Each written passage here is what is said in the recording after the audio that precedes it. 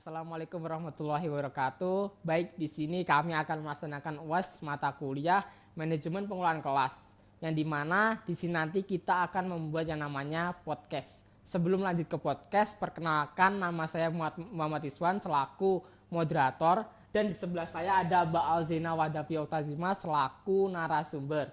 Mungkin bisa lanjut saja ke podcast kita kali ini.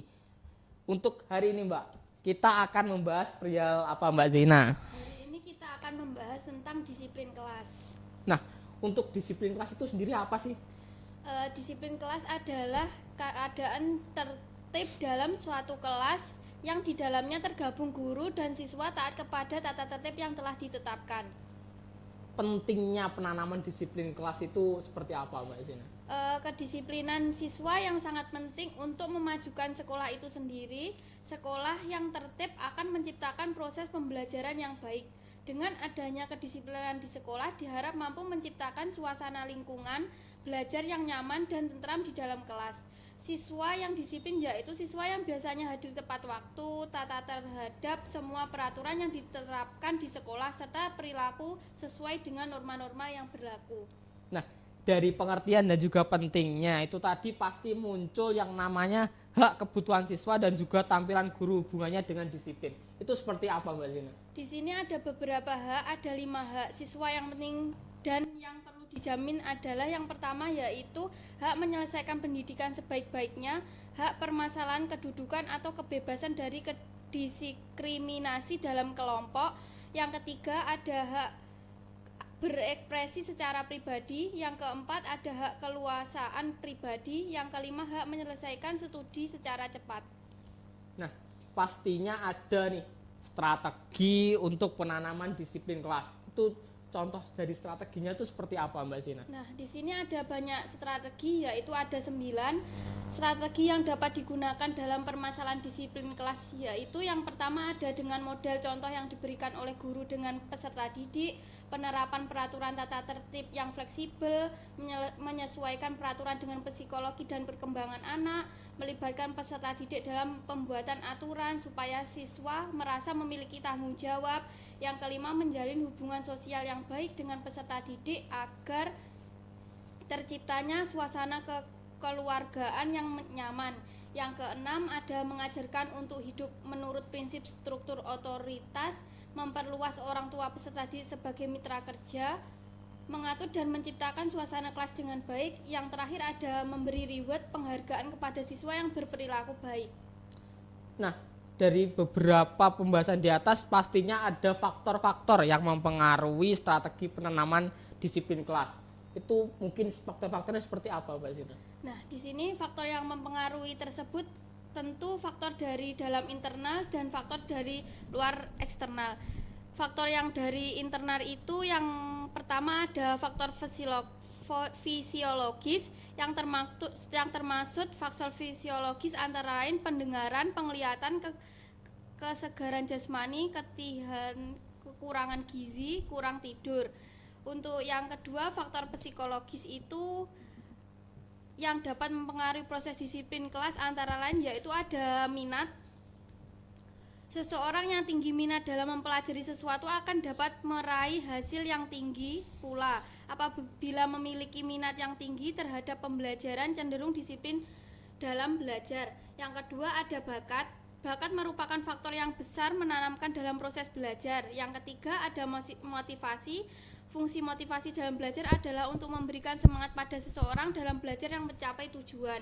Yang keempat ada konsentrasi. Konsentrasi dapat diartikan sebagai suatu pemustaan energi psikis yang dilakukan untuk sesuatu kegiatan tertentu secara sadar terhadap suatu objek. Yang kelima, kemampuan kognitif.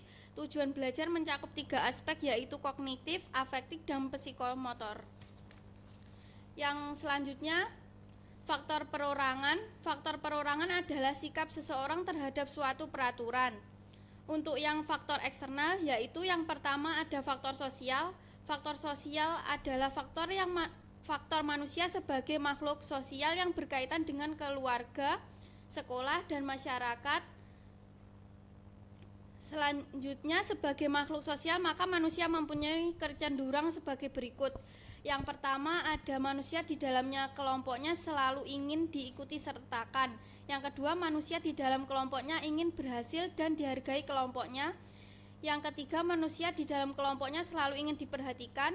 Yang keempat, manusia di dalam kelompoknya memerlukan penghargaan dan persamaan diperlukan oleh orang lain. Yang kelima, di dalam kelompoknya memerlukan sesuatu yang dapat membebaskan diri dari keterikatan waktu dan ruang. Untuk yang faktor non-sosial, yaitu yang pertama, lingkungan fisik. Dalam hal ini, lingkungan fisik berkaitan dengan suasana kelas atau sekolah dan sarana prasarana yang ada. Lingkungan kelas yang baik dapat mengaitkan semangat peserta didik mampu mengajar untuk melaksanakan disiplin kelas dengan baik.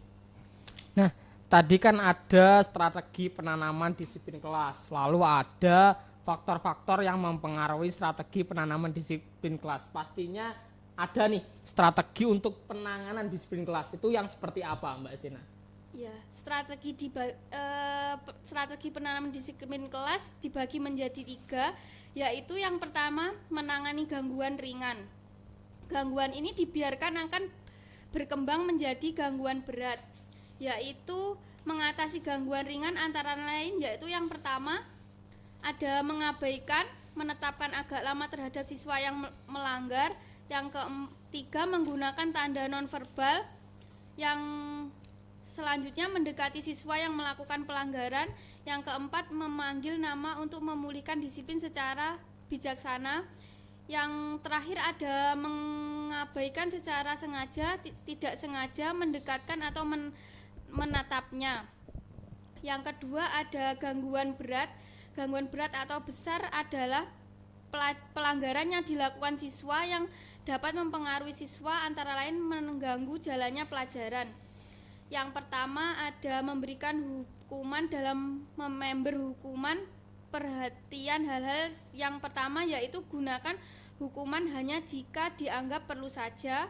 Mulailah dengan hukuman yang ringan seperti teguran, memberikan hukuman secara adil sesuai tingkat pelanggaran.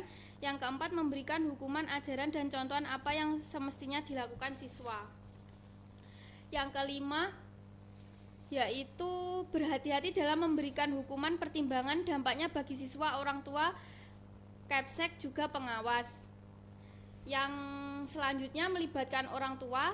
Untuk melibatkan orang tua, ada baiknya guru membuat laporan secara teratur kepada orang tua tentang kemajuan anaknya.